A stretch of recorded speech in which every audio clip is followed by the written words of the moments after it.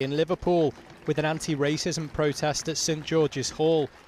Many in Merseyside horrified by riots that disrupted the grieving of 3 young girls, Alice, Bibi and Elsie, murdered in Southport just a few days ago. It's a peace vigil for the 3 dead children, the injured, the families. We will not tolerate racism, not in this city, not in this country, not in this world.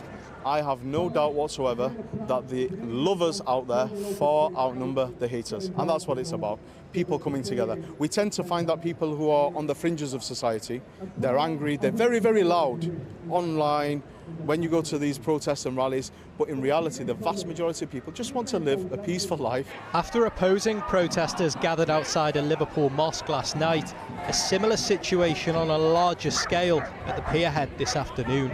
There are hundreds of protesters here either side of a long line of police. On the far side we've heard Islamophobic chants and shouts in favour of Tommy Robinson. On this side, chants against fascism and in favour of refugees. This was mostly non-violent, unlike Sunderland last night, where people were out to cause trouble. Faces hidden, intent clear. Bricks thrown at riot police outside a mosque, cars and buildings burned. Officers attacked, scenes worryingly familiar from recent nights. If this is the response that they have to a really horrendous, violent murder of 3 little girls somewhere else in the country, if they want to use somebody else's grief to create violence, then they stand for nothing other than thuggery.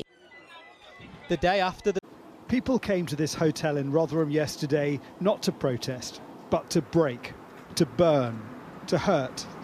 Not demonstrators, criminals who smashed their way in and set fire to a building where asylum seekers live.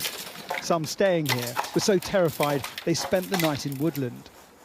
It makes me sad to be English, really, because this is the kind of people all over the world are going to see of us anyway. So none of this had to happen, basically. None of it had to happen. It's misinformation.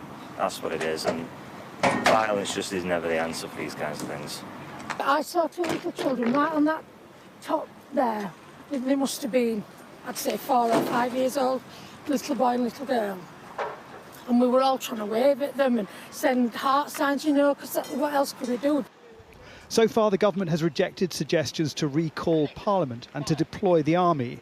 This happened in the new Defence Secretary's constituency. This is devastating.